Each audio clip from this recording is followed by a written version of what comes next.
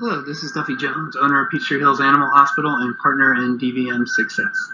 Today, I want to talk about reminders. Reminders are critical for your business. Should they not go out, clients would not know when to come in, they wouldn't know what services are due, and they can really greatly impact your income. When we changed our practice software a few years ago, we had about 3 months where we did not send out reminders. We didn't mean to do it, but it did happen. And our income was dramatically reduced. Once we started reminders again, then everyone started coming back in. And that kind of goes to the point that reminders, even though they're critical, they're very confusing. They can change very often, especially with all the automation that we have now. Codes can get changed, reminders can get changed, things won't clear for other reminders. Some reminders all of a sudden start clearing for things that they shouldn't clear. So they need to be checked often. We recommend that you check them every 6 months. Some people do it every 3 months. But the more often you take a look and make sure that things are reminding correctly, the more money you can save because you're not sending out reminders that aren't meaningful, and the more business that you'll have. Things that we want to remind for, we kind of break them into kind of wellness and others. And so wellness is the biggest component, and that really encompasses your vaccines. And your vaccines really are hospital dependent, depending on what you're vaccinating for, your standards of care, and how often you're vaccinating for. So you want to make sure that you have a really good standards of care and you know what each doctor is doing in your hospital. We also want to make sure that we remind for wellness exams. Big part of wellness is making sure that they come in for the exam. So we want to make sure that those end up on your reminders.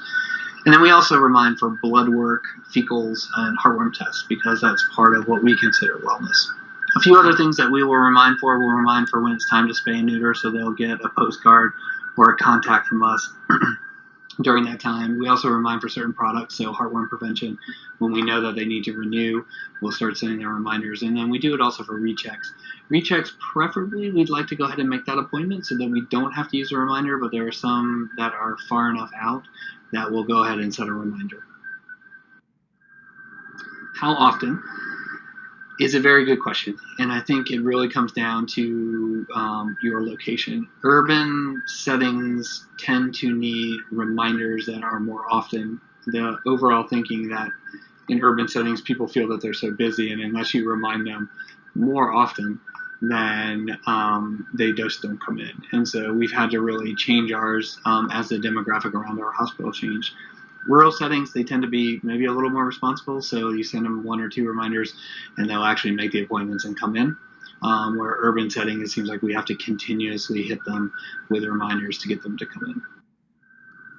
Most places use a mix of postcards, emails, and text messages. And here's our general timing, and sometimes this can change again depending on your location and depending on other factors in your demographic area. But we like the first one to come out about 6 weeks ahead of time when the services are due. And we do that with an email first, and then we send out another email about 4 weeks. And then about 2 weeks, the third email comes out. And remember, we're in an urban setting, so we tend to remind a lot. And then a week before is where the postcard hits. And so we're really trying to get those people who are kind of ignoring our emails or they're going to junk and making sure that we touch them in many different ways. And the postcards only go out if there's not a scheduled appointment in the next 2 weeks. And then post-appointment reminders is that we send a postcard about 30 days after they were due, another postcard about 60 days after they're due, an email 2 weeks after, and an email 6 weeks. So again, we're using this mix of emails and postcards to try and make sure that we have good contact with our client. We don't, at this point, recommend text messages for service reminders. So these are vaccines, exams, things in that way. It might be considered marketing, and this is a fairly gray area, and depending on who you talk to, you might get different results. But when we've talked to our attorneys at this point, we still think it may be marketing. And the reason we're very conservative with this is that if it's considered marketing and under text message and you get fined, the fines are huge. And so it's one that I will stick with kind of postcards and emails until we know for sure text messages are okay. We have appointment reminders, and they're different from the service reminders. So these are These are going out to people who already have scheduled an appointment with you, and this is just to remind them of the time and the date.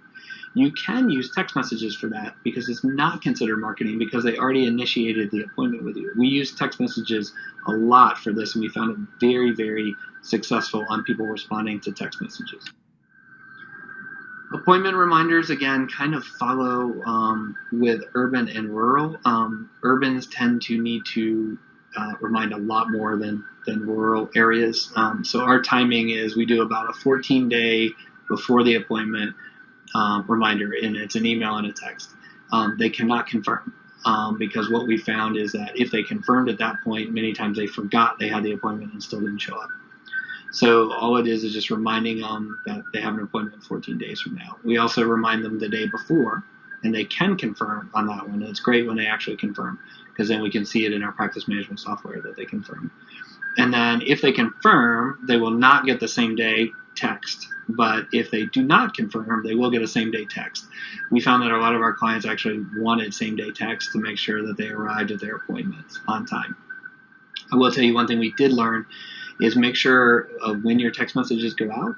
Ours were set to go out at a certain number of hours prior to the appointment, like 6 hours. And what happened is I put your 8 o'clock appointment going out at like 2 in the morning. So people got really mad about that. So we have all of our text messages, same day text messages, set to go out at 7:30 a.m. so that we don't make anybody mad.